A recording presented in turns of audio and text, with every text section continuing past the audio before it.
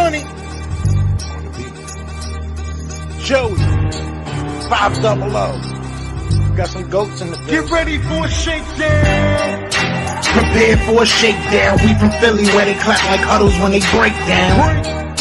Get ready for a shakedown. We underdogs, my guy. Kinda used to all the hate now. Prepare for it, man. Y'all get it. My QB got swag. My wideout is award winning. This fly Eagles fly. Joey and 500. Like and subscribe. Yeah. Here's a quote you can sing back. Shake squad up and don't be a dingbat. It's a shakedown. Don't you frown. Here comes the shakedown. Let's go.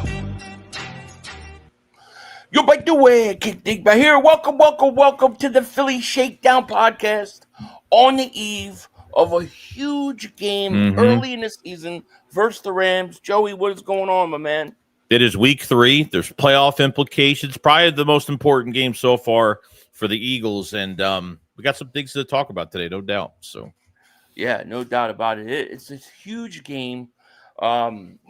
This could have all sorts of implications in terms of tiebreakers and all those things like that. Yeah. But really, I think the most important thing is can this team kind of just get it going, especially offensively?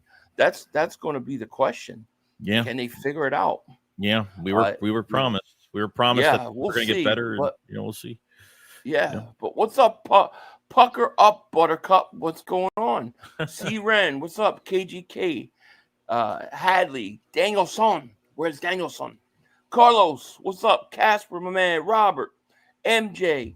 Thank you guys all for being here. Nick, Chris 716, Jolo. Thank you, Donnie, everybody, and anybody that I missed. We appreciate it so much. Tortiville, J-Dog, Joel Perez, Toxic Green, Martin, thank you for being here. Nick, thank you for the first super chat of the day. What's up, boys? That $46,000 fine for Barkley was ridiculous. Did you see that?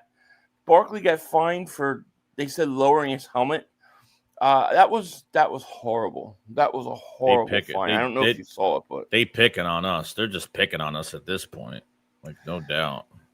Oh, it's yeah. Crazy. Wait till tomorrow. Well, how many penalties do you think we'll have with that tush push tomorrow? Yeah, I'm guessing 4 or 5. Well, yeah. I mean, the head coach for the Rams, he called into the league, last week to make sure that they want to take a closer look at this. So this is what's going to happen every week now. I hope they run it more than 8 times. I hope they run it 20 times, 20 plus times. I don't even care at this point. You bet, just run it down their throats. Run it. Don't care. The question is when they run it, will they call penalties on the defense? Will they call lining up in the neutral zone, which happens pretty much every week when we run it? So that's the question I want to know. Yeah.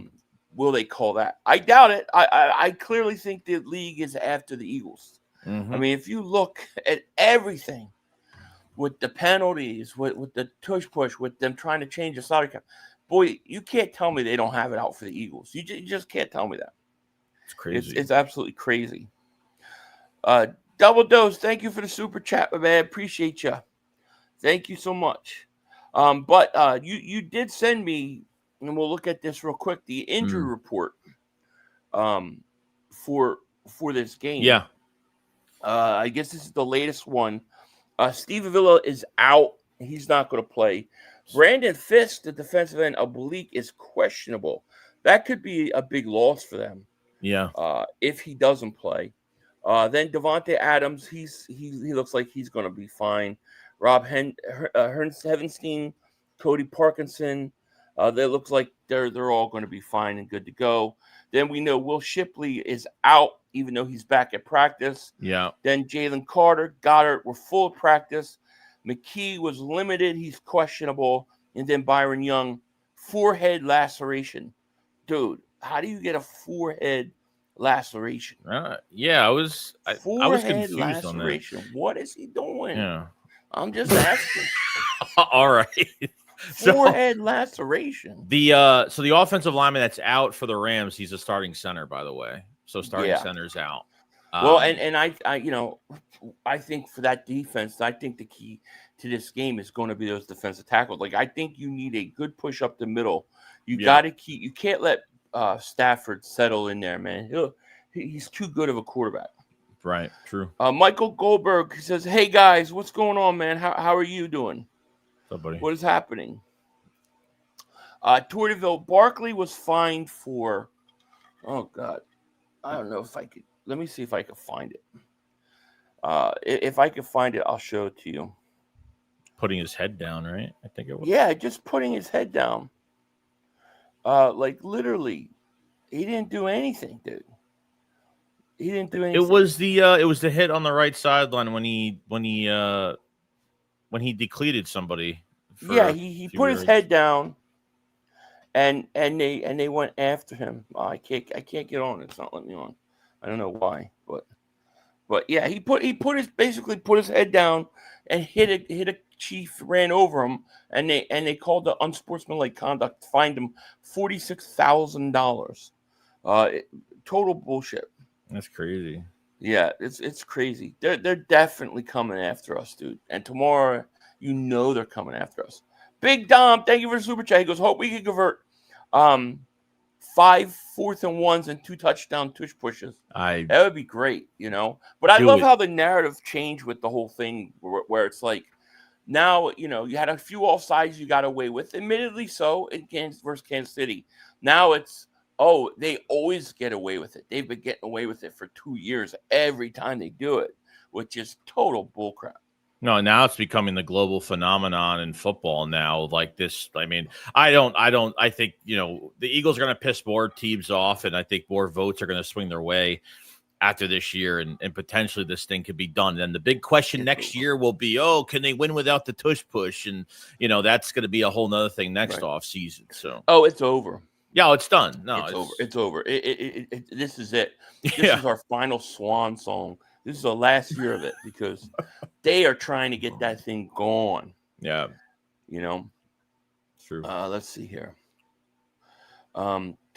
She says, Jordan Davis is going to wreck. I think Jordan Davis, we've talked a lot about how good. I think he's been their best defensive lineman in the first 2 games, to be quite honest with you.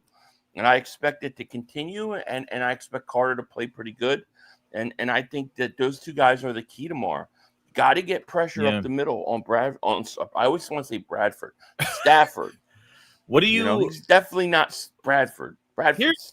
Here's one little thing I want to talk about. Like, what do you take Fangio talking about Carter being out of shape? Like, has this been going on since the offseason? Like, what do you take from that? I didn't take it. Like, I didn't take it in a way, or at least the way I took it was like he was out of game shape, meaning like he had the bad shoulder. He didn't practice much at the beginning of training camp. Yeah. He didn't play in any preseason games. And then he got thrown out of the first game. And so I took it to mean like game shape. But, some people took it as like, no, he was out of shape and he didn't prepare in the offseason. Right. Maybe that's what it was. Maybe it wasn't. I don't know. But, hopefully it wasn't the case of where he didn't do anything. Maybe it was the shoulder or whatever was bothering him. Maybe he couldn't do certain things. I don't know, but he definitely looked winded versus the Chiefs, though. Yeah, a little bit. Probably. Tara G, thank you so much for the super chat. Appreciate it so much. Kyle says, "Do we finally get passing a touchdown?" I feel like the offense is like. I think they're on the verge of like an offensive explosion. Like we're due. We're due for some big plays, and they're due to come out of it. I mean, I think it's going to be tomorrow. I think the Eagles, they have a weird way of always games like this where you think, they're not playing good, they're not doing this good. They have a weird way of stepping up when it matters the most. Yeah, and I think they're going to do that tomorrow. I do, but it's not going to be an easy game.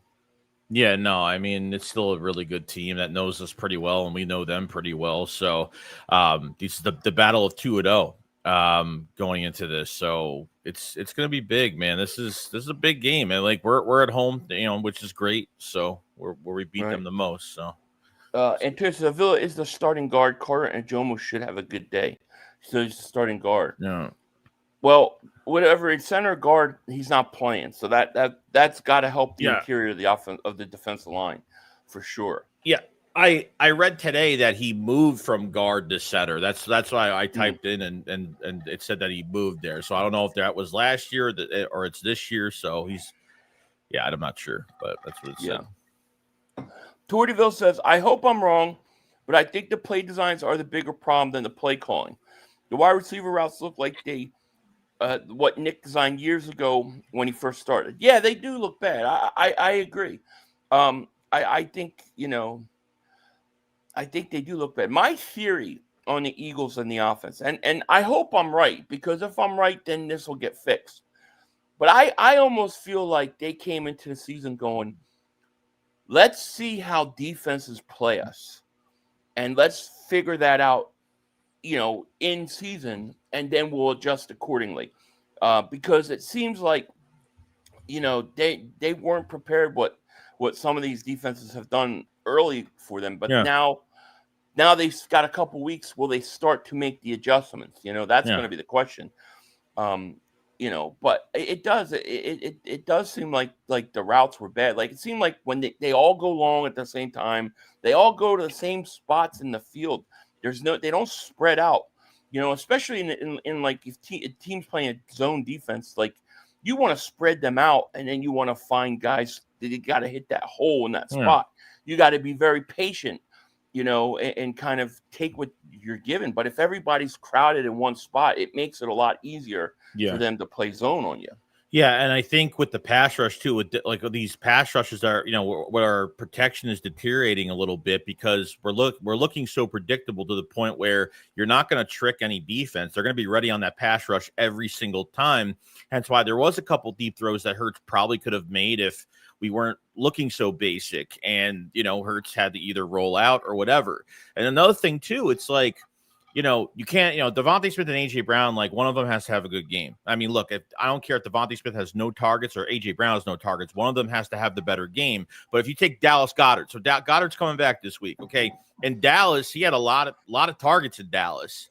And then they didn't even target how many times they target tight ends. It's like he totally strayed away from targeting a tight end. It was Granson maybe on one target, maybe Calcaterra on a couple. I mean, totally ignored it. So I don't want him ignoring specific positions. He's got to trust what he has behind the starters. So that's another thing I was kind of ticked off with as well. But the weird thing was they ran a lot of 12-man personnel, and every time they ran it, they ran the ball.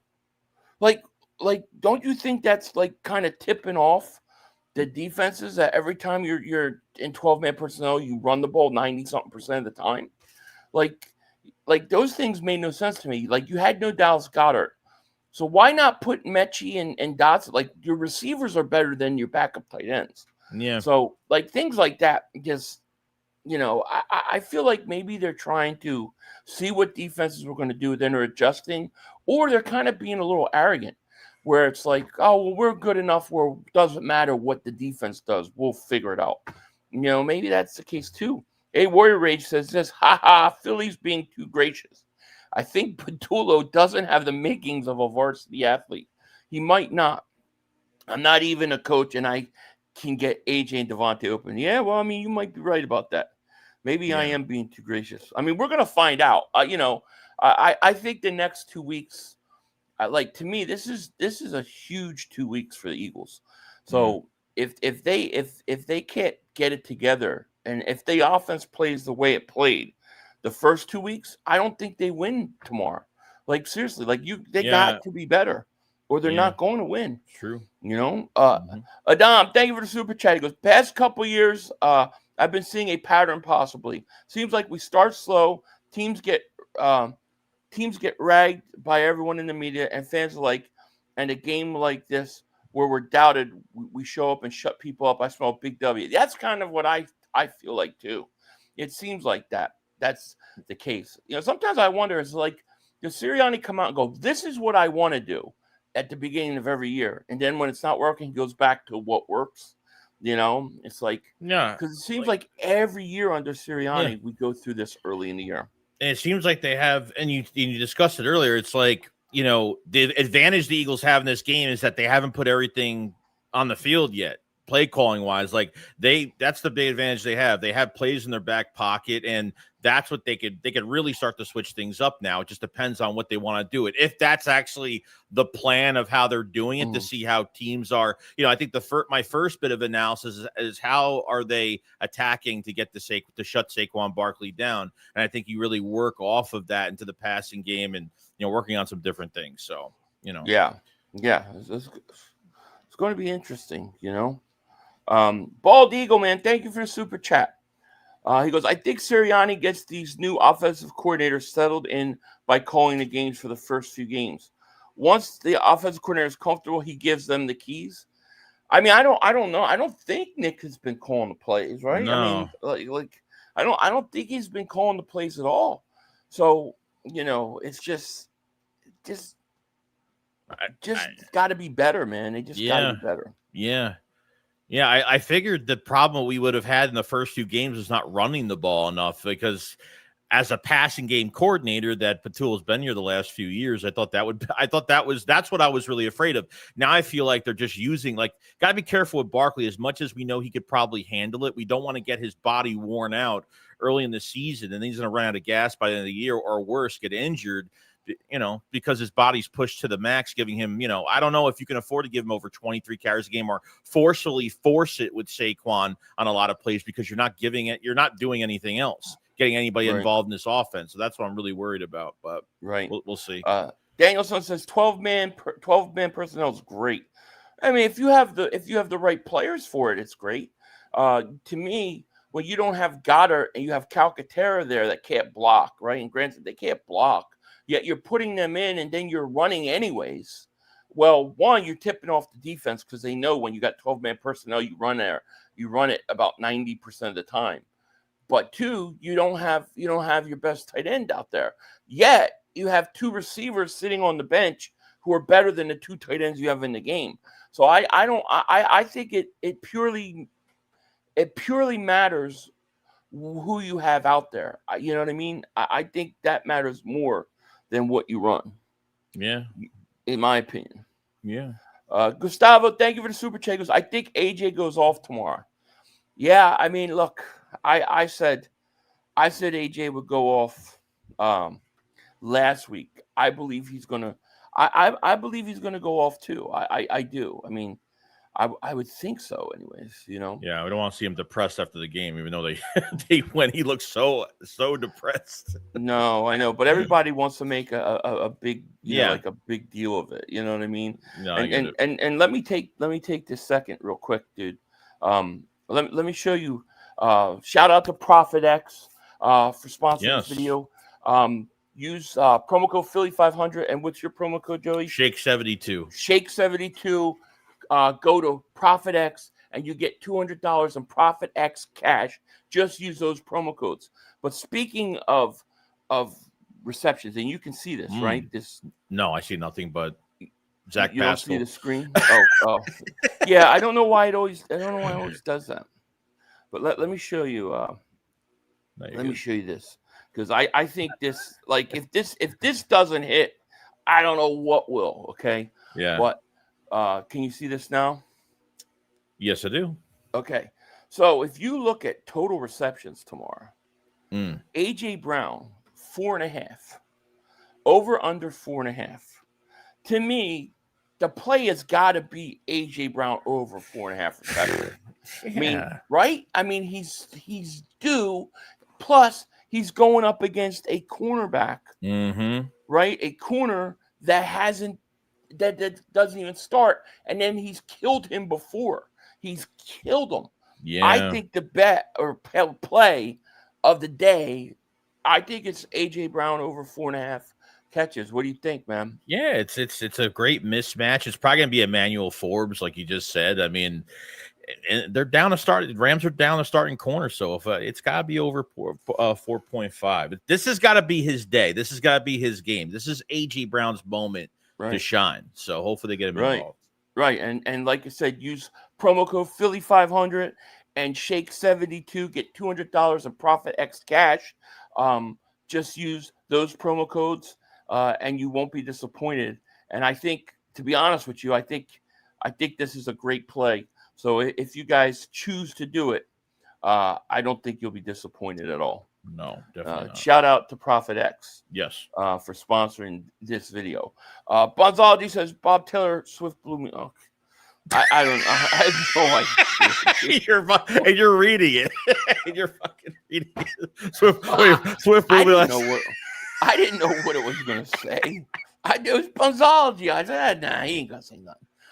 Danielson says, I know you mean home. I don't know what to do. Brian Pumper, what's going on, man? Safe to say we missed Project 89. Is that Johnny Wilson he's talking about? Yeah, it's unfortunate, man. That's Johnny Wilson. Yeah, that is a shame. It is, but look, they've got 4 other receivers that they haven't even used yet. Let's focus on AJ Brown, Devontae Smith. To be honest with you, dude, my feel for this game is I think the Eagles. Okay, so Saquon had 2 games over 200 yards against the Rams last year, right? 250 something and 205 in the divisional game. What are the chances the Rams are coming in focused on Barkley, right? That's what I'm assuming. I mean, I think I'd come out passing this game. Like I would eventually start running and then give Barkley a huge amount of carries, but I think early on, like first drive or whatever, I think I'd come out up tempo, in a hurry up, and I think I would come out throwing, and I think I'd get to about midfield and I'd take the shot deep, but like if they always say the running game sets up the passing game. Well, I think we need the passing game to kind of loosen up that running game for us. Yeah, because teams are overcompensating, and I would love to see them come out and use play action fakes, bootlegs, things like that. Just things that the Rams haven't seen. Basically, look at your chart and what you've been doing, and just not use that, and just do the opposite, right? Oh, every time we're under center, 96% of the time when Hurts is under center, we run the ball. All right, we're going to play action. Oh, when we have 12-man personnel, we run the ball. Let's throw the ball. Like you got to mix it up. And I think I would come out throwing early, and then I would transition into that run game after maybe a drive or two where I'm throwing the ball, and then I would hit him hard with Barkley. That's kind of what I would do going into this game. Yeah, I wouldn't be mad at it. I mean, look, they tried throwing a bomb to AJ the first play. Why? He was wide open downfield, but unfortunately Hurts had to move, and then he fumbled, he lost the ball and stuff. So I think that's been the mindset of them trying to get the ball down there, but they gotta make the defense work. They have to make them bite on things and obviously make them worried about Saquon, and that's what they got to do, man. I mean, at the end of the day, it's still the NFL, right? And at the end of the day, it's still the NFL. And if you're one-dimensional and you make yourself one-dimensional, you're only playing into the favor of the Rams. I mean, what do we know the Rams do good defensively? They get to the quarterback. They can rush the passer, but they're not great against the run, right? So, yeah, Barkley should have a good game, but they're also, I think, going to try to key on Barkley, and they're going to be worried. Now, maybe they outthink it and say, well, the Eagles think we're going to be worried about the run, so we'll play the pass. Who knows? No, they can't play man. They can't play man coverage either. They're not going to be able to afford to do that with what they have. I don't think anybody's going to play man coverage on the Eagles until they start beating the zone. Yeah, I really don't think teams are going to because it's like what I think it was Tortiville said earlier, that the routes that they run are not, they're not really conducive to beating a zone. They're all jumbled in the same place. They don't spread them out. And then nobody's going to find the open windows because they're all together. So they need better route concepts. But I also think that, I think Barkley, could run for a lot. But if you could come out and just make them have to worry about the pass and say, oh, shit, the Eagles are throwing the ball well today. I think that's going to make everything else open up in the run game too. Yeah. Brian Pumper, thank you for the super chat. He goes, Rams got Landman, a.k.a. Billy Bob Thornton, and Puna for a run. We better start passing. Well, I think you could still run on the Rams. I think teams have run pretty well on them so far this year. Yeah. So you can do that, but they're gonna be hyper focused probably on Barkley. Yeah. Fabio, thank you for the super chat. He goes, why can't they dink and dunk to get in the rhythm? Yeah, I mean, I think they should be able to. But when I think, some of the stuff on the all 22, everything is long and intermediate and deep, like to me. Like some of the routes they don't run guys on short crossing patterns over the middle when it's wide open. Like they don't do things like that. Why not like a delayed, like even the tight end screen that they like to do? That would have worked on that blitz last week. Or or running back screen. Yeah, but never mind. Don't stop using Devontae Smith on screen passes. Like, don't resort back to that shit again, because all it's gonna take is one hit. I mean, we used to do some screens with Dallas Goedert. They actually worked pretty good. It did, yeah, it did. They like the wide receiver screen to Devontae Smith. Somebody asked me, why don't they run the wide receiver screen with AJ Brown? And I said, you know what? I don't know why. Because you would think he would be great for that too, with his abilities to run over people, Yeah. But I don't know, Witch King says Pollard went for almost 100 yards last week against LA. Yeah, I mean, you could run on them. Their defensive line is very good at getting to the quarterback, but you can run on them. So hopefully the Eagles can do that. I've got a weird feeling they're going to go off on the Rams tomorrow. I got like that sense, like that offense is like a volcano waiting to explode. Like, yeah, well, they're due for some big plays, Yeah, and I'm not saying we need to see a 30+ point game, like total massacre, but I mean they should, at least the next couple of weeks starting this game, should be starting to, we're going through a little mini gauntlet right now. We're kind of, once we hit the KC game, we're like, okay, this is a hard part, really the first hard part of our schedule. They're really hitting us with playoff teams, so we need to get this thing going, and hopefully they do it.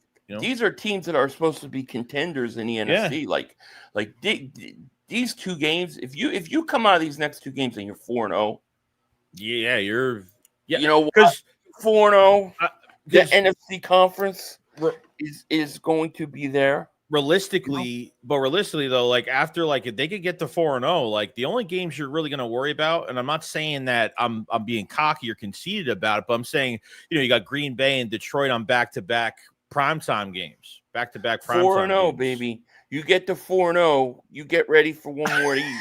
Exactly. Because you beat them too, and you beaten the Rams, you beaten the Bucks. You're going to get home field throughout the playoffs, and you can expect another one of these. Which, by the way, all of you guys, you can pre-order. Link is in the description. These have been selling like hotcakes. They're doing pre-orders again. Yes. So definitely check them out. October 1st. Dude, drop the link in the description for those. It is already there. As well as we got like all these other shirts too. They've been selling like crazy. The Jalen Hurts one's a big one. Mm-hmm. There's the ring. We got some stuff here moving. So if you guys haven't, check the link in the description. I don't think you'll be disappointed. No, definitely not. But yeah, so yeah, the offense is going to be, everybody's going to be focusing on tomorrow, and I don't know. I just got a feeling like they're going to go off tomorrow. I do. Hopefully, and then defensively, it's Adoree Jackson, right? Like if you take him out of the equation, then boom, Adoree Jackson. He's the problem. I think the defense is playing really good, actually. Like, I like this defense a lot. I think the defensive line is really starting to gel a little bit more than they have been. I mean, I think it's going to get better. I mean, I don't know. Fangio said, that Adoree Jackson did okay. Like, he's kind of favored. He did some good things. What's with that, dude? Yeah, I don't know. That's the worst thing he said. I'm like, does he believe us? Does he really believe that? I don't know. I mean, look, I'll be honest, okay? Like, I think that's the best game he has played, and he may have done some dumb stuff in that game, not as much as the other couple games, not as the other game, before that, but I don't think he was terrible, but I don't think he was great. I think, like, he serviced well, and I think that's what I kind of wanted, and that's what we got. That's all. But the problem is you just don't know because of the receivers that the Chiefs have. Tomorrow you're going up against some really good. I mean, probably the best group of receivers we're going to play all year. probably tomorrow. Yeah. Right? Yeah, I mean, Puka Nacua and Devontae Adams. I mean, I mean, Devontae Adams not like what he used to be, but he's still very, he's still good. As a number 2 wide receiver, if you call him that, I mean, they both had over 100 yards last week, and Stafford can throw the ball still. So, but I do think that for all the complaining we hear about the offense, and rightfully so, I'm not going to say that they don't deserve the criticism, but I don't think enough credit has been given to the defense because I think the defense is way ahead. They kept them in the game. They kept them in the KC game. Second half. This defense is going to be better. It's going to be better than it was last year. I really think so. Zadarius Smith solidified that defensive line as far as I'm concerned. Yeah. Okay. Jordan Davis is playing on another level. Like right now, you're getting Jordan Davis, arguably the first 2 weeks has been the best defensive tackle in football. Okay. Yeah. And if he can continue high play with when Carter rounds into shape, the addition of Jihad Campbell and then, what about Makuba? I mean, dude, game-winning play. He was all over. I mean, he got trucked by Mahomes once, but besides that, dude, he made some big plays, man. Yeah. I think this defense is going to actually be better. I think Jordan Davis is leading the defensive tackles and deflections. Moro Jomo after Sunday of this past Sunday. I don't know if the ranks moved because of the Monday night game, but he was a top 10 DT. I think 9th best. I think with pressure. I think he had like 8 or 9 pressures leading all DTs. So I think and I saw a lot of video of this, we rewatched a lot of all 22. You see what's going on. And I see the pressure is going to get there. Like all we really need right now is just Jalen Carter to be on his A game. And then everything is it's going to be successful. Well, think about this. Jordan Davis, NFC Championship game, huge game, gets a sack. Jordan Davis, Super Bowl, huge game, gets a sack. First game of the season, had Dak Prescott, just let go of him. I mean, he had him. Should have had a sack. Last game, gets a sack. They take it because of a penalty off. Yeah. Dude technically had 4 straight games where he's had sacks. Jordan Davis has arrived. He's arrived, man. He has. Fabio, thank you for super chat. He goes, can we get Ward from the Browns if 0-3? It may still be a little too early. It may still be a little too early. Go F yourself. A member for 19 months. Thanks so much. He goes, Stafford throws for 300 yards tomorrow. 289 past the Dory. Oh, my God, dude. Yeah. Matthew, what's going on, man? He goes, yo, Shakedown, what's up? What up, man? Adory's the problem, and you know what's going to happen. Whoever Adory's covering is where Stafford wants to go for the ball, right? If you don't have Q following one of those receivers, they're just going to put him on Adory. So, I don't know. Is tomorrow the day that Jacorian Bennett gets some play?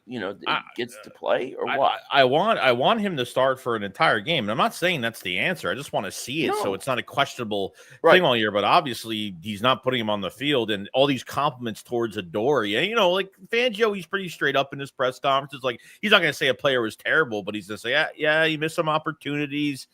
But that's, if we went into this season saying that Adoree Jackson's going to be the starting number 2 corner, we probably would have called ourselves crazy for saying that. But I mean, the good thing is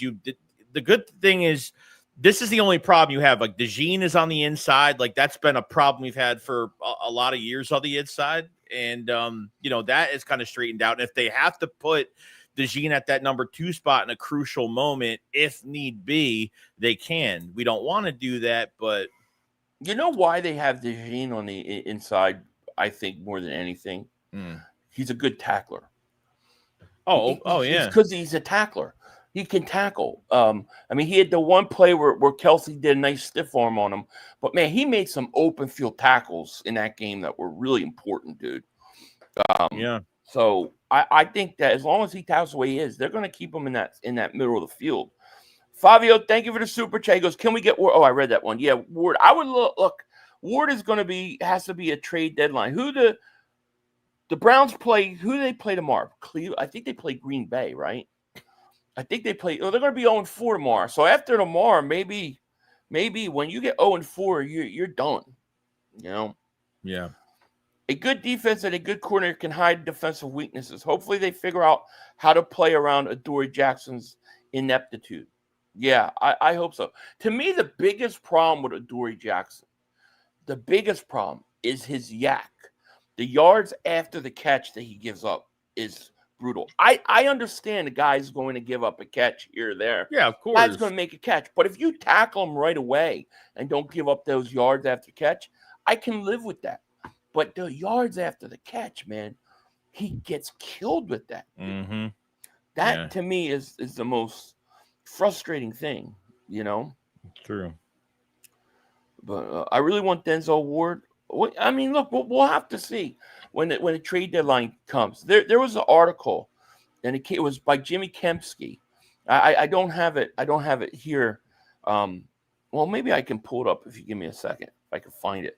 But there was an article, and he's talking about, and he was kind of hinting. And when these media guys that are there in you know, down at the NovaCare all the time, when they start talking like this, I always wonder what they know. You know what I mean? They're hinting around that.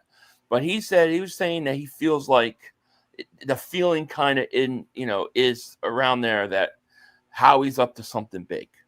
That Howie's up to something big, and it's just a matter of time. Yeah. And it was a whole article in it. I don't have it. I don't have it here. It might be just a thing that varies from game Jimmy to game. Kempski wrote it. It might be something that just varies, maybe. Like maybe when they start to feel like they're in panic mode where he's just not working out and the Eagles are losing games or because of crucial moments from him. I mean, maybe they pulled the trigger on a trade, but, you know, I don't know. I think he's definitely going to do something. It's just a matter of what. You would think it's going to be that cornerback 2 spot. I could see a situation where if the Jags want to trade Trevon Walker, he goes and does it. I think he would pull the trigger on that. It could be Ward. What about the other kid? Was it Newsome? Yeah, for Cleveland. Yeah. Now Newsome played in the softball game this year with Devontae Smith, which is my theory that they use that softball game to kind of get a feel for guys if they would get along with the team. So if they get him, that would not shock me at all. Yeah. But I think the chances are this is why I want Jacorian Bennett to play. Because you got to know what you have in Bennett. Play Bennett now, and then we know. You know what I mean? Yeah, then there's no, doubt in your mind. Just go get the corner. Yeah. Earlier the better. Yeah. We used these 2 games as warm-ups and still won. They did not warm up before that.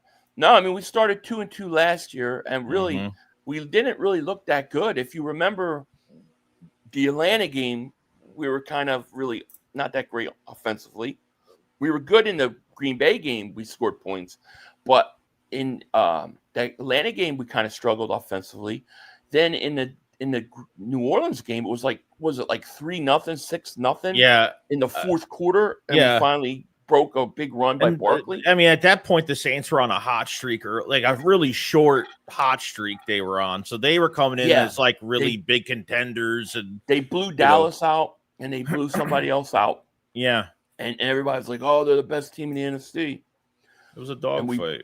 And we beat them, and then we got our butts kicked in Tampa. And so we've had these offensive struggles before. We've had it. It's happened. And, and there's a lot of talk. I heard the most ridiculous comment today I've ever heard. Mark Holmes was doing a live stream, and he said that he would not take Saquon Barkley today over Javonte Williams. That he'd rather have Javonte Williams. Really? I couldn't. I just sat there in shock. I could not. Yeah, because they can't fucking afford him. No, he was saying. Well, no, he goes, "Oh, Javonte is averaging 1 more yard per carry." I'm like, is this guy? This guy's crazy, But the thing about Barkley is, if you look at Barkley looks just as explosive as last year. Like Barkley himself looks great. They just haven't run the ball that well with the line. I think Dickerson's back is part of the problem. He's talking about. He's not talking about last year into the. He's talking about this year through. So the question was asked. Leo asked him a question. He said, "If right now, today, right this second, you could get Saquon Barkley over Javonte Williams, would you do it?" He's like, "No." And I said, "This guy's nuts."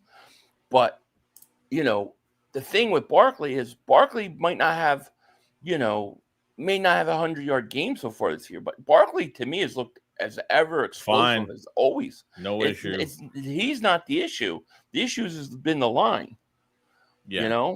I think that's the craziest thing I've ever heard. Yeah, the issue has been the line, but the issue has been obviously Patullo and not helping the line because you have no diverse play calling, which is the pass rush is killing us because they know what we're doing 24/7 throughout the entire game. 99% of the time they know what we're doing, and that's the biggest problem. Yeah, so, Danielson says, dude, Saquon he looks as ever fast, as ever explosive. Mm-hmm. It's just they haven't done a good job blocking for him. They just really haven't. Maybe they missed Becton, and I think Dickerson. I mean, if you look at Dickerson, like on Jones beat him, just flat out beat him. Yeah. Last week, and I think Dickerson's hurt, dude. I just don't think he's. I think they should have sat him versus Kansas City. Yeah, I mean he's on the injury report, but I think I forgot what part of the game they showed somebody else, but you can see Dickerson walking and he was limping again. So I don't know if there's a pain tolerance issue. We don't know if he's limited practice, but it's all in secret all week. Right. So I'm not, because you lose him, you're going to have a big issue because there's really nobody behind. You have Kenyon Green, but I mean, that's not really saying too much, but Yeah, and Chris Jones was saying he was yelling on the sideline. Everybody thought it was the tush push. He's like, no, I wasn't yelling at the tush push. He's like, they literally ran the same running play in the same spot 5 times in a row. Yeah, so it's like you're running. You gotta change up. All they have to do is pitch out to Barkley. Yeah, and he's going to go. He's going. Yeah, give him the open. Yeah, give him the open space. I mean, exactly. Married to Designer says they just stacked the box. If we throw more Barkley, we're going to open up. That's why I think, that's why my game plan is to come out up tempo tomorrow, hurry up, and I'm going to start throwing the ball. I'll throw, even if they're short pass, but I'm going to come out throwing and just try to loosen that defense up enough where I kind of can get my running game going then too. Make them have to respect your passing game. So, I think it opens up the running game. Bald Eagle, thank you for Super Chat. Would you rather get Becton back or Ward? For me, Becton. Yeah. I'll go Ward. Yeah. I'd rather have the Ward. I'd rather have the corner. Yeah. I mean, Tyler Steen, I think his run blocking is actually pretty good. I think his pass protect. I mean, look, it's Chris Jones, bro. You're not like you said, it's just like a Dory, or whoever's that corner. They're gonna win some, they're gonna lose some. I think Steen is gonna win some. I think he's just gonna get better over time too. So I don't think he's bad. I think Becton was definitely better. But I think we'll be all right. Yeah. No, I agree. I would rather have Ward get Dory out of the game. Yeah, please. No. Bruce Banner, don't turn into the hook now when I answer this. All right, don't get mad. Did you see Cam Newton said that the Eagles and Ravens were 2 of the 3 teams besides the Browns talked to Shedeur Sanders to draft him, and how he wanted to draft him, and Sanders turned down the Eagles. He turned the Eagles down. He didn't want to go there. Because I believe we watched that draft. I believe that the Eagles they were about to draft, and the Browns traded and jumped over them and took them. I think the Eagles were taking them with that pick. I think they were. Yeah, but I mean, I would have taken them. The value there is how can you not? So much for 2 Kansas City shows about supposed to be 3 peak that never happened. The kingdom starts with them whining about losing accurately. Yeah, well, they're done. The kingdom has fallen. They now have to bend the knee to us. Yeah. 500. Will you trade a Goddard and a second for Horn? No. I don't think you could afford to trade Dallas Goddard right now with the tight ends that you have. I mean, not having Goddard killed us this last game. Those guys cannot block, dude. They cannot No, block. Calcaterra, get the hell off the field. No. That I like that new fullback we have. He actually had a couple good, really like physical blocks. Camlot too. He actually did a really good job in some of his blocking. Which is good. Yeah, I also think that why would they want Goddard? Like Goddard's 30-something years old. To me, they would be more interested in draft picks if they're really going to. I mean, I don't know if Horn's really available or not, but I would assume he's got a big contract coming up, right? Yeah, he's had some injury problems, I think, too, in the past. So, but I'm not giving. I don't think. I mean, after watching those tight ends last week, I mean, Calcaterra missed that block, dude. On that first play, the pass they missed to AJ Brown. If he holds up, that's probably a touchdown. Yeah, but why? I mean, Calcaterra, like, he's got a lot of starting experience only because Dallas Goedert's been hurt. Thank God we have a guy like that. But even this past offseason program during training camp, like, we didn't hear nothing about Calcaterra. I mean, maybe one day we heard something. Like, I don't even remember multiple days of Calcaterra even making plays. Not much. But he can't block. No, that's why he can't block. Yeah. He's horrible at it. Yeah. And to me, the worst thing, and this is why I would rather have a tight end that is like, maybe he's not the best receiver in football, but a guy that can block and catch. Because I think it's such a tip-off when certain guys come out there on the field. You know what I mean? But, you try to run with Calcaterra and you can't.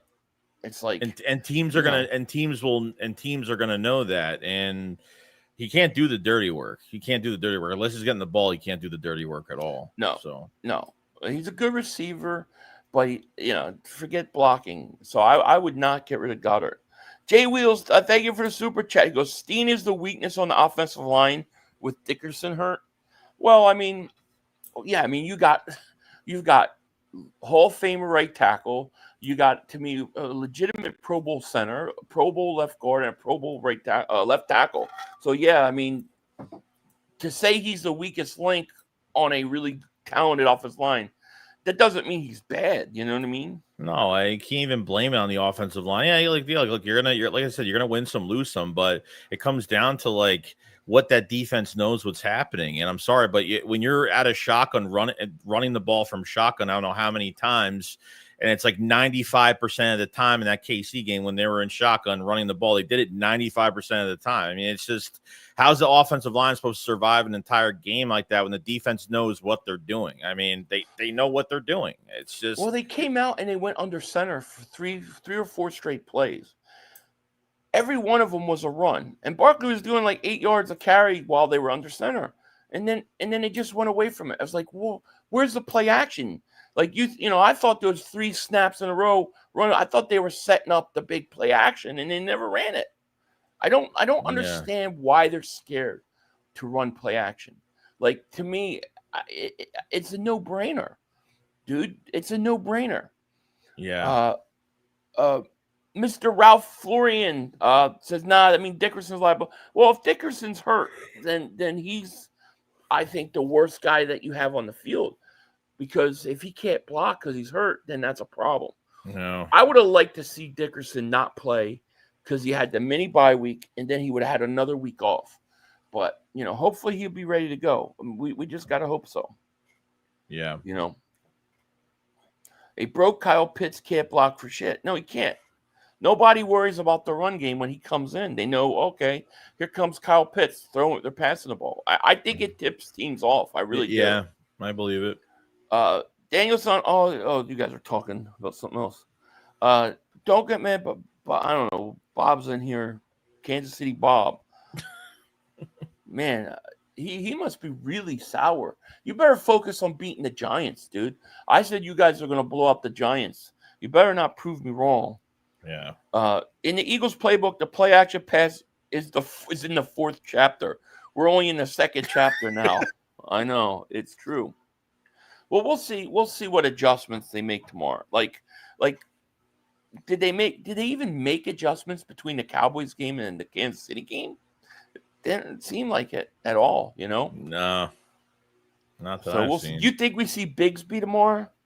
I'm very curious to watch him run the ball, man. Yeah, I really want him. Yeah, I just talked about it the other day. I really want him to get some carries. I mean, because I know that they're not gonna give the ball a lot to AJ Dillon. I mean, I like AJ Dillon. I mean, they can use him pretty nicely as a finisher for some tough. I mean, open space. I mean, just him falling, he'll take guys with him in the pile. So for a few extra yards. So yeah. Go ahead. You're good. No. I was just agreeing with you. Yeah, I agree. I was just I agree. I want to see him. Yeah. Philly also said 8,500. At least we're scoring in the first quarter now, unlike last season. True. That was brutal. 9 weeks we couldn't score in the first quarter. That's crazy. Yeah, and that's because they come out with the game plan. It doesn't work, and then they have to switch to what works. It seems like they do this every year at the beginning of the year. You know, the one play I would love to see tomorrow, and they did this in the playoffs one time, and they didn't work, but they just missed the pass. Remember the fake tush push where they went long? Yeah. He faked it. When they got a 3rd and 1 and they line up in tush push, I want to see them fake it, Hurts drop back, and I want them to shoot a receiver deep down the field. And I want to throw that bomb because I think it's there, dude. I think it's there. But they do the end around too. They do like the little end around handoff from the tush, and they could do that easily with two guys right behind them. They could fake that out. Dude, they could do a pitch out to Barkley, and he's gone. Like if you look at the way that the teams defensively are crashing in the box, like if you just get them all going away and you toss it to them, there's nobody there. But yeah, they're all worried about hitting the pile. They're all worried about hitting the pile or jumping over it or getting low. Like that's all they're worried about. I think it would work. Like if they did it one time, I think it would work.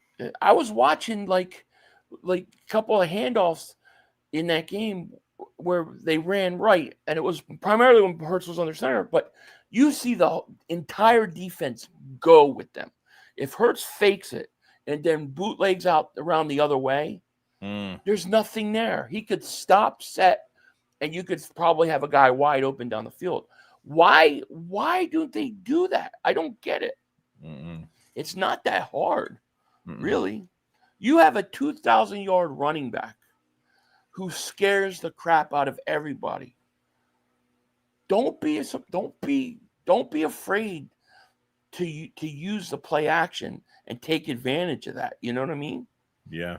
I don't get it. You know, I don't know what is going on here. First play should be snapped the moment they get to the line after no huddle and do a dagger to Smitty. I wouldn't mind that. I wouldn't mind that at all. You've got to make teams respect your passing game. You know, just to keep them honest. You've got to. Yeah. CFAX, we're ready to kill him more. We couldn't score in the first quarter for nothing. No, we couldn't. The tush push is the most successful play in NFL history. I think that's why they don't fake it too often. No, they don't fake it, but I'm saying it's there. Like when you line up, you know, when it's like 3rd and 1 and they line up at a tush push, it's like, you know that they would go for it on 4th down and get it. So why not take advantage and go for something big on that 3rd down instead of actually doing it on 3rd down? You know what I'm saying? Yeah. Yeah. No. Hey, Philly, you, Jackson, and Howie are getting on my nerves. You're getting on my nerves, Mav. No, you're not. But well, what do you want me to do? You act like I'm running the team. I have no control. Send them a letter. You know, you want me to call Howie up? What am I supposed to do? Torvald said, the smart time to do a deep pass or outside run on the tush push is on 3rd and short. You would still have 4th. Right, exactly. That's what I'm saying, because you're going to get it. Well, we'll see how many times they call penalties tomorrow. That's going to be interesting. Yeah, they don't want to risk losing the yards if they were going to do a fake. They just say, well, if we do it on 3rd down, we can just do it another time, and they're going to do it every single time because they whether you know the camera or whatever doesn't see it, that they always have that extra shot to go get it. So yeah, and to me, like especially running the pass play, like what's going to happen? Most likely, at the worst case scenario, it's going to be incomplete. So you're not going to lose any yards, and just come back and then do it on 4th down. True. That's what I would do. I want to see things like that. I want to see them one step ahead in the play calling of the Rams. I want to see them one step ahead tomorrow. True that. And I think we're going to get it. Like, I do. I feel like offensively they're going to go off tomorrow. I just do. I feel like they're due. It's their moment. Yeah, exactly. Yep, there's the link for the shirts, everybody. Dylan says the Eagles really have to incorporate more in their offense. If you're one-dimensional, other teams will figure you out. It can be a big issue. I think it's a huge issue because the NFL, even the bad teams, they're still professionals, and you still got to be somewhat, keep them honest. Otherwise, it'll come back and haunt you. Yeah, it's I mean, that's what's going to come down to. I mean, it's the execution of these plays and trying to get and kind of, keep the defense on their heels is going to be the main starting point to this game. I mean, Petula has to figure out how they're attacking this offense, and then they need to kind of work off of that. And we know what needs to be fixed is these hash. How do I say this? These hash marks to outside the hash mark throws to the sideline are just not working. It's the most cautious play that they make. And I understand Petula was look, I don't want Jalen Hurts to throw into it, with heavy zone and, have these tight windows and, just let the quarterback play, run whatever the defense gives you. I mean, that's right. All you got to do. Right. Left Coast Eagle says, how much input you think Hurts has on the game plan? It's a great question. I honestly, and this is just me, I don't think he has as much influence as people think he does, or as maybe the Eagles even want you to believe. I actually think they handcuff him. I think they tell him, make sure you don't throw the interception. Make sure you don't turn over the ball. We don't care. Don't take any risks. Don't throw the ball down. Don't do anything. Just don't turn the ball over. I really feel like that. I don't know. Based on the way Hurts talks, I feel like he doesn't have as much influence on it as people would think. But I think he does have a dialogue with, I think before going into the tunnel, he went right up to Petula and was like, well, so I think they do make some adjustments. But I don't think the whole week Hurts is in the room trying to make a game plan. No. But I agree. I agree with that. Let's see here. Realistically, you can't bring a whole new offense into the picture in the middle of the season and hopes for any success. I don't think. You can't bring a new offensive coordinator in the middle of the season.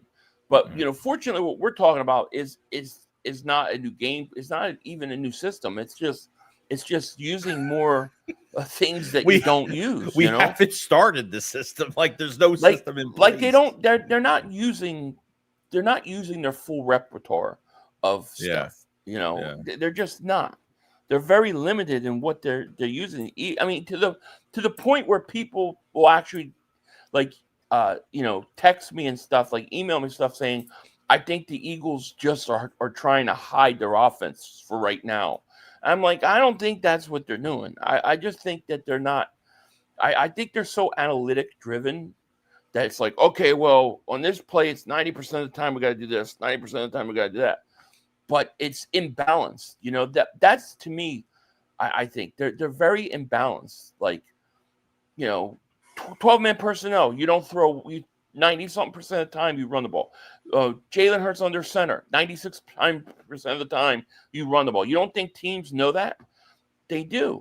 So then they sell out on it. So mix those things up. Do the opposite of what what you're usually doing, and I think you'll have success. Yeah, I think you're correct. OG Kush says, Shady said it perfectly. We're unguardable. Load the box. We pass over you. Play the play action too much will hurt you in the run. Exactly. The only thing that stops that is when it's they load the box and you run exactly where they think you're going to run. You know what I mean? Where they know what you're going to do and you do it anyways. You gotta mix it up. And your offense is going to get by these close, hard attack games because of talent. And 23 was a perfect example of that. They were just getting by because of either mistakes from the other team, or they were just getting by because they had that much talent, and it just wasn't. They just never kind of spread that out. They never went up another level with the play calling. They never got, guys in the right position to win football games. So I think that's part of it too. Yeah, no, I agree. Stevie Reeves, thank you for the super chat. You just hopped in the chat. How do you feel about this game? I personally have the most confidence against the Rams because they just don't win against us. Yeah, I mean, my feeling is a tough game, big game. But I don't know. I just got a feeling that this offense is due to go off. Like they're overdue. And these are just the kind of games. Think about the Pittsburgh game last year, where all we heard all week is the Eagles can't throw the ball. And what do? They come out and they throw the ball. These are the kind of games where it seems like the players rise to the occasion and play better. So I feel good about this game, dude. Mm-hmm. Joe says 500. Joey, if this offense stays like it is, will it take Hurts to say something to Patul or change it up? It might. Frustration. It might take the offensive line going home. Didn't they do that last year at the bye? That I think the last year at the bye, they went to him and they said, "We gotta start running the ball." Yeah, the offensive, some of the offensive line went to Sirianni's office and said we need to do, we need to run the ball, and Hurts and Sirianni were on the phones all week, so that was a very good. It wasn't really a bye week; they were working on some stuff, and it all changed after that. No, it did. So we'll see. I'm very confident in the defense, though. Mm-hmm. Like besides Adoree Jackson, we'll see what he does, but it's going to be interesting. Fred, can you give my Aboma a shout out? I can't do that one. Sorry. I can't. I'm sorry. I'm sorry he died. Yo, Philly, why do people think getting AJ and Smitty means we're going to lose? You can put up good numbers and win decisively. I don't know why they think that's going to think we're going to lose if we get them the ball. You mean? I don't know. You can mix it up. I mean, listen, Barkley doesn't have to have 30 carries every game. Like he could have 18, 20 carries and still get 145 yards, and the receivers still get their plays. They've got to do the plays you've got to throw them the ball to make them, put up numbers. Like why not when, you have, AJ Brown one-on-one somewhere, why not throw it up and let him go up and get it? It's like, remember the blitz where he hit Devontae Smith? Right. Like why did that take so long to do it? Yeah. Yeah. You've got to mix things up. You know what I mean? Needed. Yeah. Philly should be throwing down the field to AJ Brown, even if he's covered at least 2-3 times a game. Oh, I agree. I agree. Mm-hmm. Him and Jalen connecting. Yeah. Are you talking about? I don't know what they're talking about here. The Barkley fine was weird. Yeah, that was ridiculous, dude. That's just the league coming for us. That to me just say we're coming for you tomorrow. How many penalties will the Eagles get called tomorrow? That's the question. Mm-hmm. They very obviously have Barkley on a snap count. You can see how he runs like 2 plays or 3 plays in a row, then he takes them out. They're trying to keep him fresh. Yeah, and sometimes they used to drive me crazy with that with his face with Gainwell last year. It was like they take Barkley out of the game. Crucial moment on third and 4. Yeah, you take him out. Why are you taking him out on 3rd and 4? Take him out on 2nd down. Don't take him out on 3rd and 4. It's like things like that. I mean, when they did that, that even before last year it was worse because remember we wanted Swift to get the ball board. They would just take him out, and then Gainwell. I don't know. They just favored Gainwell more, and I don't know why they did, but Yeah, I know. Whatever happened, I don't know. I mean, I haven't talked to Adrian in a long time. I don't know what's going on. Every once in a while, he would text me or call or leave a weird message, and it was like, well, at least I know he's okay. But now I don't know. I don't know what happened. Can we investigate the refs and the people in charge of disciplining people? Oh, I think they're coming after the Eagles. I mean, what about the virtual reality thing? The virtual reality measurement. Come on. I don't even get. I don't even get what that. I don't even get what that is. I know honestly. they put it in there so that they can say that the Eagles did not get a first down on a tush push, and you saw it when they used it, and they said we were 6 inches short, and clearly on the play, if you look at it, Barkley's a foot up. Yeah, he made It's it. not, Yeah. I mean, not Barkley. Hurts is a foot Yeah. a foot further, Tip of the and ball they're was trying right to there. call. I think they did it to say that the Eagles weren't getting these, weren't converting because they wanted to bring down the percentage, so they would ban it. And I like how the players are kind of defend. They're not really giving a shit about it. Everyone else around the league, Adam Schefter puts out that tweet, and like these offensive linemen, some of them are like surprised that it's being talked about. Maybe some of these guys aren't ever on social media, or maybe they're just playing it off. But it's become like the number one news. I mean, out of everything to talk about in the GM ownership meetings, that this is the most important thing that everybody is talking about. And since that KC game, it has gotten worse because now everything's on video. Chris Jones are running the same play, blah, blah. All this stuff is going on. So now it's like a global phenomenon of football news. Is this tush push? I think that's on purpose, though. See, I think that the league is doing that on purpose.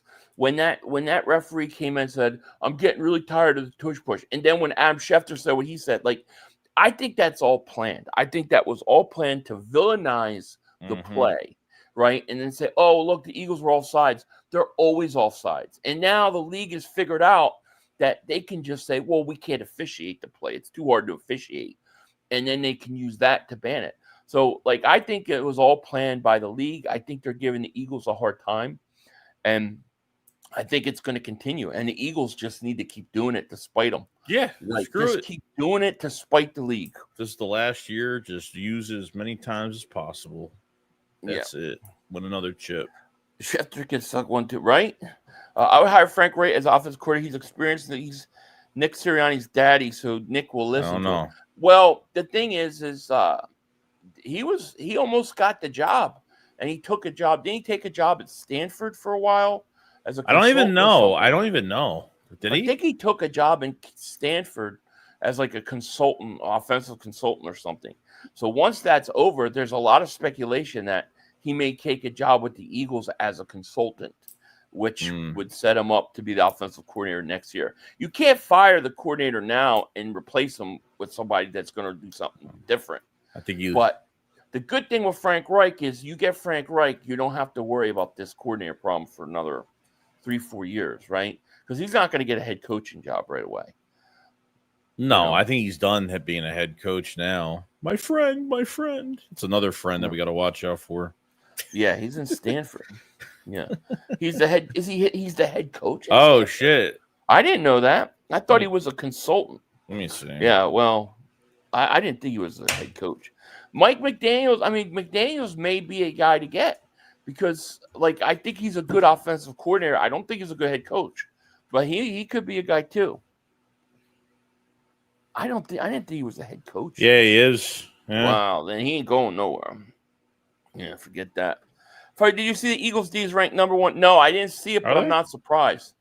I mean, they're good. They gave up 3 in the second half to Dallas, or nothing in the second half to Dallas. They shut them out, and they pretty much shut down the Kansas City Chiefs offense.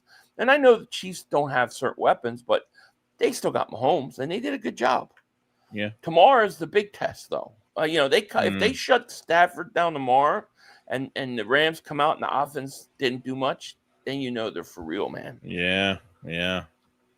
Clark, thank you for the super chat. Goes, the Patullo experience is over. Getting experience right now. Yeah, I mean, you don't replace coordinators. They won't move him, and you can't do it. You can't move him week 6, week 7. You can't move him. You can't do it. Yeah, passing game is ranked 30. Yeah, it's ranked 31st. It's horrible. But, I mean, the one thing positive, if you want to look at it positive, it's only up from here. It can only go up, but it can't go down. I think tomorrow is your offensive explosion. I'm gonna say if I had to predict the game tomorrow, I think the Eagles are going to win like 31-24, somewhere around there. Yeah, it's gonna be close. It's gonna be close. Yeah, it is. Philly, do you like Taco Bell? Out of all fast food places, probably the best, but I don't really like to eat it that much. Ocean says, what up, 500, Joey? I'm ready for this game. Already 500. How was Mark? Mark is nuts. Mark's a nut. Mark is nuts. He said today that he would take Javonte Williams over Saquon Barkley. So I can't take him serious. I did see that. I think I clicked on that. You hate Taco Bell? Well, to each their own. The refs screw us all the time with Mr. Bad penalties. Now they missed one on a tush push, so they wanted it banned. Mind you, the Chiefs weren't even lined up over the ball. Well, they're trying to act like the Eagles are always offsides on the tush push, and then it's not true. That game they did go offsides. They got away with it. But not every tush push for the last 2 years has been offsides. However, teams have literally been lining up in a neutral zone for 2 years, and they don't call it. I can't tell you how many times I complain about it during the game, and they don't call it. Yeah. Mark said, what if Jerry got one over on the Packers because it looked like Micah maybe was mildly hurt? Mark said that that he was Lawrence Taylor until he got traded. Then he said, "Oh, he's never was Lawrence Taylor." So the guy's nuts. South Jersey 500. The Eagles have the number 4 defense. Cleveland Browns are number 1. Okay. I mean, I'll take it. I'll take top 5. Yeah, that's fine. How about all the calls we've been getting over on our long snapper on field goals in the Super Bowl last week? What do you mean? How about all the calls we've been getting on our long snappers? Oh, you mean like the moving the ball before the snap? Yeah, thing? I mean we had one, didn't we? Oh, we only had one. Yeah, this year. Yeah, 100%. They constantly. I mean it's every week they line up in the neutral zone and they don't call it. So I mean maybe that's why the Eagles were going early because it's like if you watch the Washington when they played us a couple times, literally they're almost over the ball. Yeah. It's crazy. Yeah. So let's see if they call it both ways tomorrow, or are they just going to call on the Eagles? The question is, are they going to just keep calling penalties on the Eagles to try to force the Eagles to not do it during the game? Like even though it's not outlawed, but if we just keep calling it every time they do it, they'll have to stop doing it. You're going to force Nick Sirianni not to run that play? Yeah, that's definitely not happening. That's what I wonder if they're trying to do. Yeah. Brandon says the funniest thing about teams complaining about Philly's tush push is that every team can do it, and the Eagles are the only team in the league that runs it successfully. That's the bottom line of this whole thing, and that people seem to forget. It's like, dude, your team can run it too. You can come out and you can run it on us all you want. Go ahead, run it on us. You can't. You can't do it. Only the Eagles can do it. How do you ban a penalty? How do you ban a play that only one team can do and nobody else can? I think that's so soft, dude. They're mad at the Eagles. They're pissed. They are. The other owners hate the Eagles because Howie and Laurie know how to run a team masterfully with the cap. That's the truth. That's where I think everything stems from. See, the teams are pissed off at the Eagles because the Eagles are willing to play the salary cap game. The Eagles are willing to spend money. Like the Eagles will cut players. They will take dead money hits. They will also pay guys early and up front. Right? There's owners that don't want to do that. They don't want to spend that money. They don't want to eat all that dead money. So they're pissed off at the Eagles because the Eagles will do it. Not every team. Look at a team like Cincinnati. They won't do it. That's why they're trying to change the rules for the salary cap now. It's crazy. Sorry, I didn't mean to cut you off, but look at all these bent out of shape teams. Like not even just for league rules, but look during these drafts now. Like the Eagles have gotten away with some really good players the last few years. So you see all these teams won't even take Howie's phone calls. Like there is some personal shit going on. Okay, like Howie's trying to move up to 23, 24 to the Chargers pick, trying to trade up for like 6, 7 straight picks for a guy that they want, John Campbell, and you have all these teams moving up, trading up in front of Howie, giving up like second day picks for like not even blue chip players, for like ceiling players. It's like crazy. It's crazy, dude. The owners are upset because Laurie's willing to spend the cash. The others don't want to do. That's exactly right. That's where I think all this is stemming from. They're pissed at the Eagles because of it. Because the Eagles will do it. They took what did they spend the 1 year they got rid of Carson Wentz?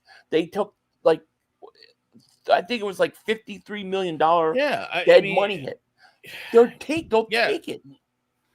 Look at Alshon Jeffrey's contract, Malik Jackson. Those are two other big ones combined that we had. You know what I mean? So, like, I'm glad that they're not, because a lot of these older owners that been around for years, like they're just set in their fucking ways. And, I think like Howie, a lot of things have changed the last few years, especially the drafting. And obviously the Eagles are drafting, they're getting 2 starters on the field every damn year. They're getting 2 guys like from a lot of teams aren't even doing that. Right. And, it's crazy, dude. First it was like we're saying, like with Quignon and DeJean, because that draft just went a lot of patience paid off, which it never really does in a draft. And it paid off last year. And look at Makuba now. He's starting to, he's getting he was hurt this past offseason. Look what he did in this game. It's starting to come together. Like, it is. And look at the Eagles, what they do also. Every time a guy is up for an extension, boom. Right. If he's worth it, they don't wait. They extend him as soon as he's able to be extended. And if they're not sure on a guy, they pick up his contract year anyways, and they the option year, and they give him time to prove it. Which they did with Jordan Davis. The day Jalen Carter is eligible for an extension, he's getting it. I truly believe that. Okay.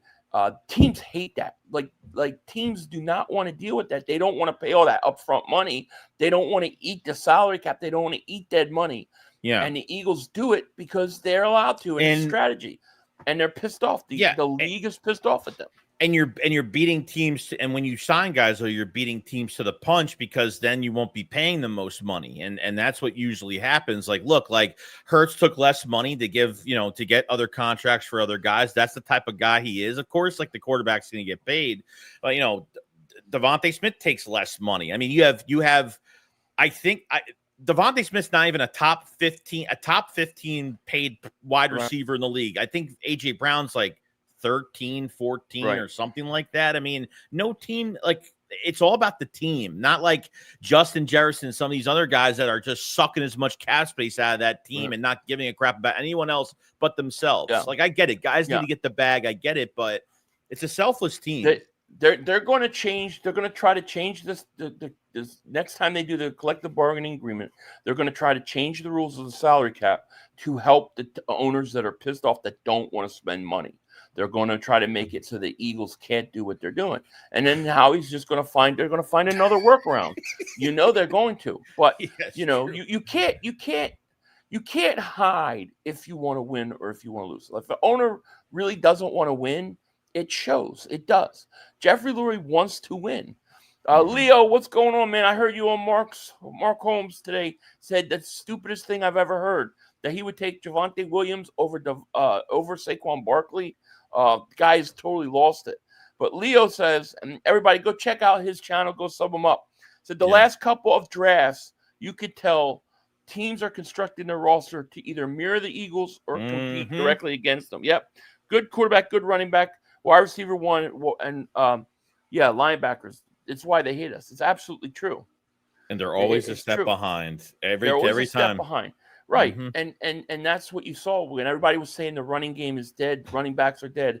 Howie went and got a running game, right? And teams can't match it. Like, I still think that for the most part, even though it hasn't showed this first 2 weeks, but I don't think most teams are built to stop the run.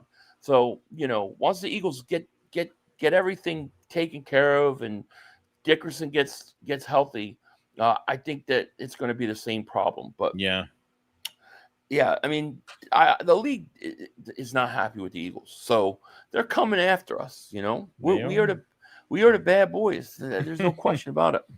Yeah. Always been worried about taking steroids, man. I have some violent tendencies. I can worry with gear might control. Nah, you'll be all right. Load up. What the fuck? Every argument in the league has against it is fundamentally flawed. It is too dangerous, zero proof to commit penalties every time. Look at the defense; it's competitive disadvantage. Everyone can do it. Exactly. That's why their latest thing is we can't officiate it. To me, look at the hypocrisy with the Bills. Like that owner came out. I'm not the owner. The coach came out. He did a whole thing on how he doesn't want to put his players in positions to get hurt. He cares about them and cares about injury. Okay, so you do. So don't do it. But what does he do? He's running it. Yeah, so he's full of crap. So like, because you don't have to run it. You care about telling your players. Next year at those GM like ownership meetings, like I'm telling you, like Nick's gonna say something like it's like, you know what, we don't give like he's gonna have some statement like you think like this is gonna like stint us. That will be the whole offseason news next year. See if the Eagles win a chip. Oh, what are they gonna? I mean, look, like.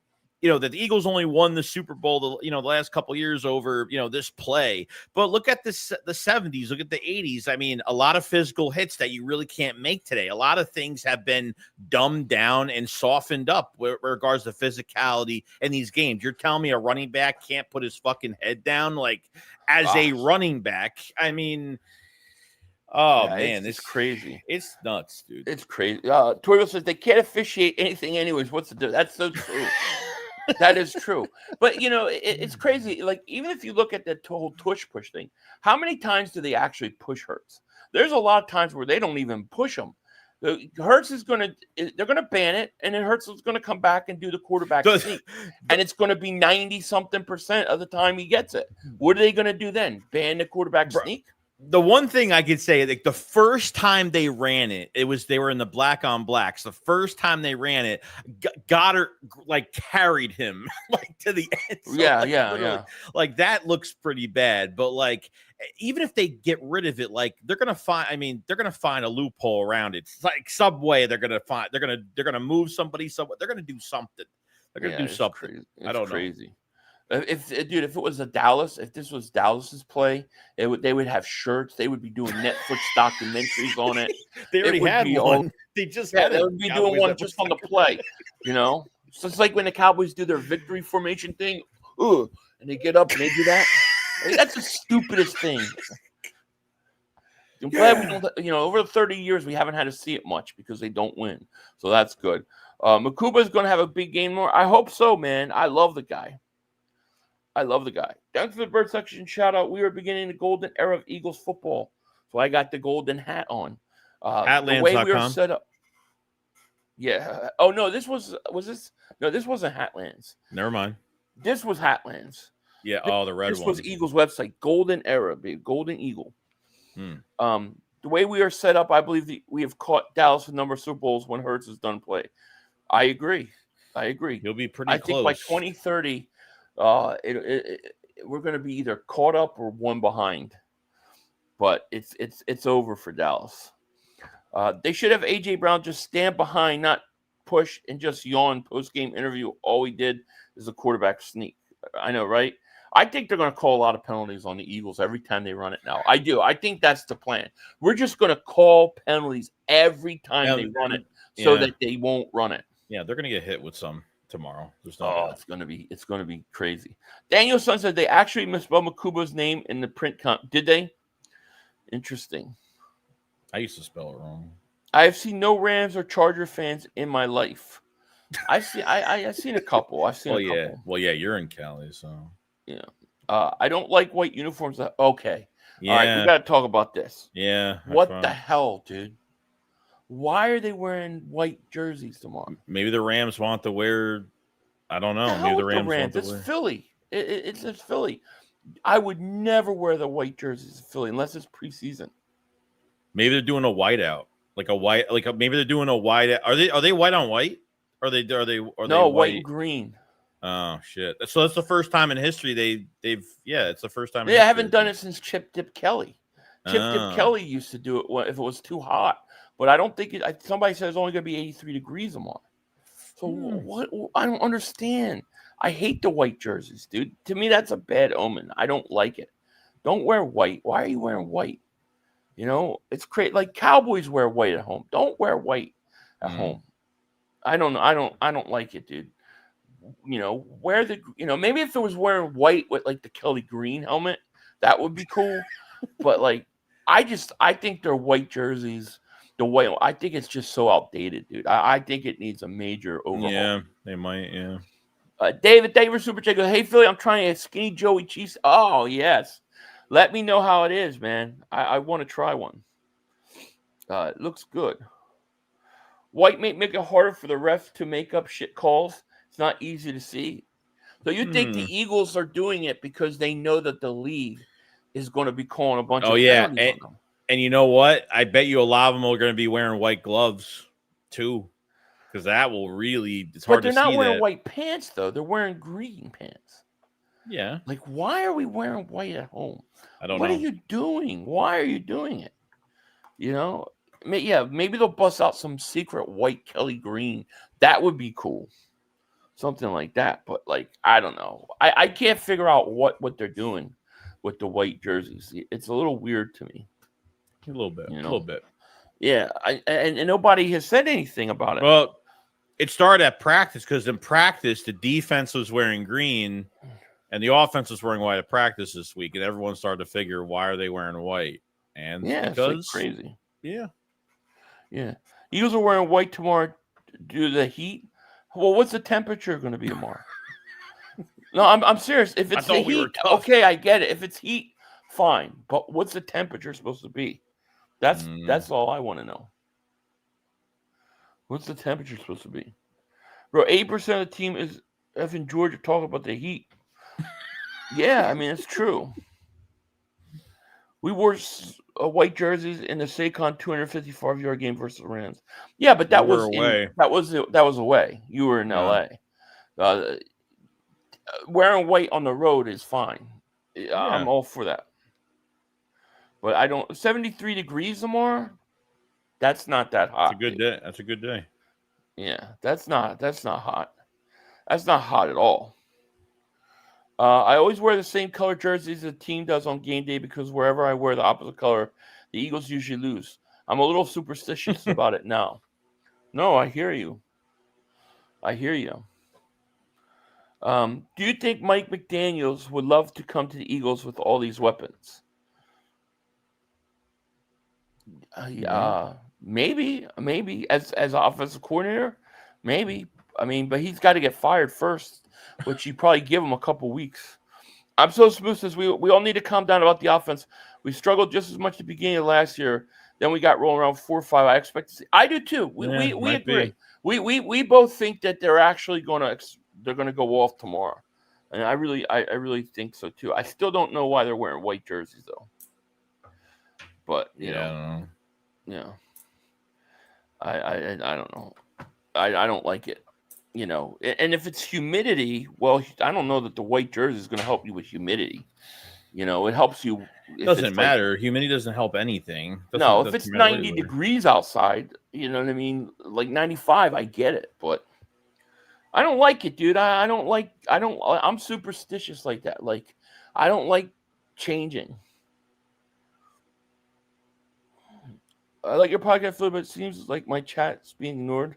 Lorenzo, this is literally the first time I saw your chat, man. It's not being ignored. I don't ignore anybody. I just can't keep up with the chat. We have over 600 people, and it doesn't go real slow and smooth. It's like it just goes in chunks. So I apologize.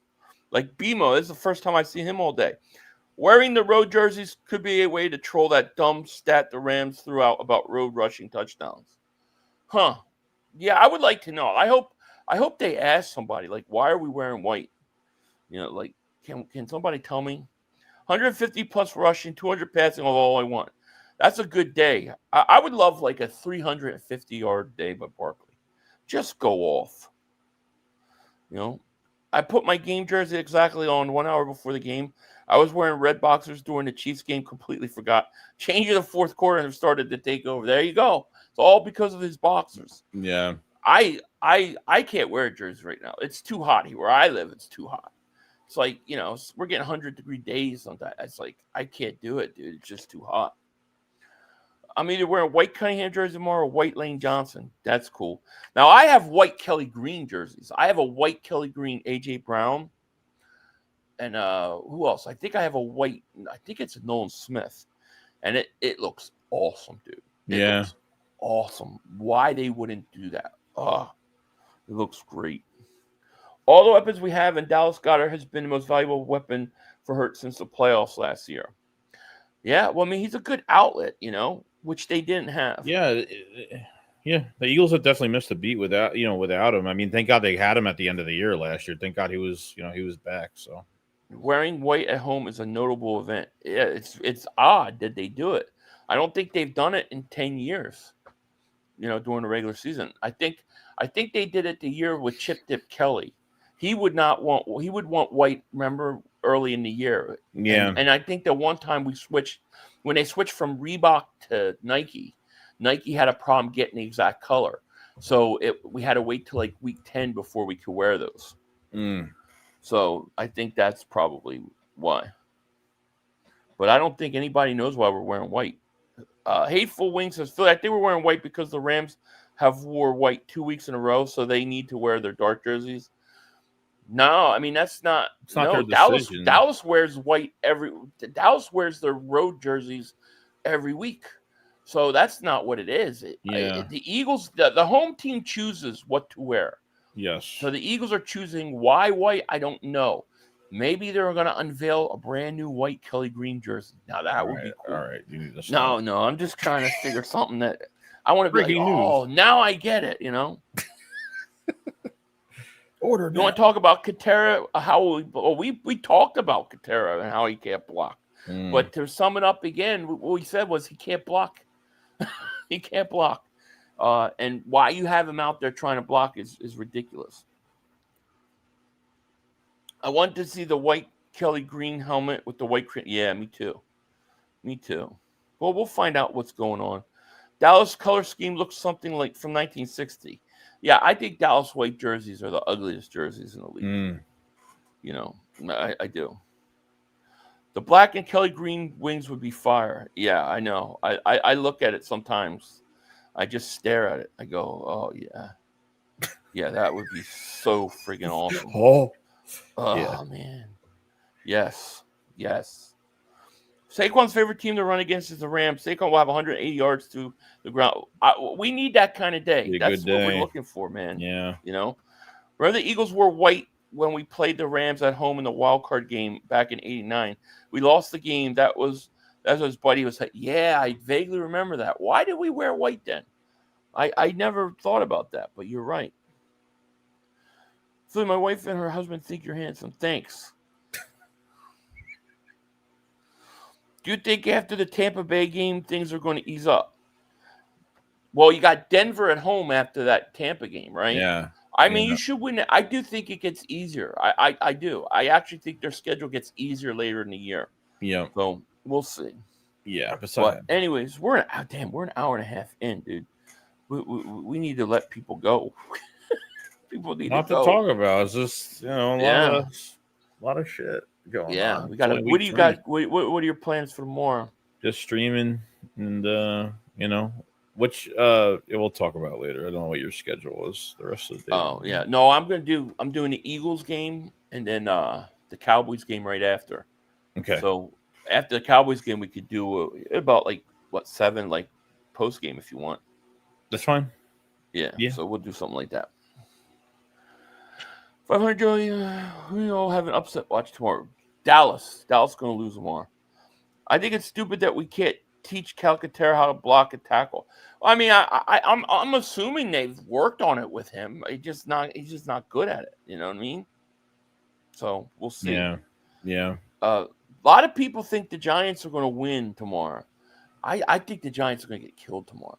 I just can't see the Chiefs 0-3. I think it's at MetLife too. I think it is, yeah. But I mean, we'll see. I think Cowboy fans want the Giants to kill the Chiefs because then they feel better about themselves. But Chicago can't go down 0-3 tomorrow. They can't afford it. They got to win that game. So who's so Jaden Daniels not playing this week with the Jaden Daniels out, right? So they're playing I think the Raiders. So, and Chip Dip Kelly's the offensive coordinator. He's a moron. All right? He's a moron. This Genty kid. He don't care how many carries, dude. The guy literally is about to break. You could tell. You just keep feeding this kid's going to break one. I don't. And he's crying about snap counts. He's an idiot. Yeah, I don't get these teams that draft running backs, or I don't get it, man. Like I if you're not like prepared to, I mean, you're not prepared to run. You're not going to put this offense. I don't even know why they do. I don't know why teams do this. Like, I don't get it, dude. I'm really confused. Yeah. Wentz is playing tomorrow as well. Now we got Minnesota coming up too. So we got Minnesota coming up in Minnesota. Oh no, we're in Minnesota. So Carson, who knows? Carson could be playing that game too. I don't know how bad the kid's injury is, but yeah, Minnesota. I'll be keeping an eye on that, but we'll see. We'll see tomorrow. But yeah, guys, I want to thank everybody for joining us. Don't forget, pre-order rings still available. Yes, pre-order them, please. Check them out. Link is in the description. Yes. Yeah, definitely. And check all the shirts and everything out, and the merchandise. We were going to get out of here, but we will be back tomorrow during the game. It's game time. So yes, we'll be ready. Yeah. Well, Bears will be missing 3 starting cornerbacks. They will get destroyed by Cowboys. We'll see. We'll see. I think the Cowboys are missing some secondary guys too. And the Bears got good receivers. I just don't think the Cowboys are that good. Like, I think that they, the Eagles didn't play well and still beat them. And then the Giants game was just, that was a giant W handed on a platter by the refs. That was a mess. That was just a mess. That was a messy game. Just a mess. I don't think the Cowboys are as good as people think. So to me, I don't think they're winning tomorrow. Yeah. Well, I think they're overrated. I think they're going to lose to the Bears, and then they're going to get crushed by the Packers, and that's going to be all she wrote. Oh yeah. We'll see, but we'll see. It's going to be interesting. All right, guys. Well, we're going to get out of here. You guys have a great night. And, yeah, we'll see you tomorrow. Yes. Kickoff. Yep. With that said, peace. Peace. Out. Out. Dad! No! It's over! It's over! This game is over! Cut it off! It's over! Fuck. Congratulations, Green Bay. Congratulations, Green Bay. Congratulations, Green Bay. I said run the ball. Congratulations, Green Bay. Dak Prescott, you need to be fired today. That was on you, Dad. That was on you, Dad. That was on you, Dad. I said run the ball. That was on Dak Prescott. Trying to feed the Lamb. Trying to feed the Lamb. You tried to feed the Lamb. You got to give it to C. Lamb. God. It's over. It's over, Dak. Put Trey Lance in the game. Trey Lance can't do worse than you. I'm an idiot because I buy into this shit. Because here's the thing. I am a grown-ass man. And I talk the talk. It is killing me. I feel it coming. I feel like it's going to take Jerry Jones taking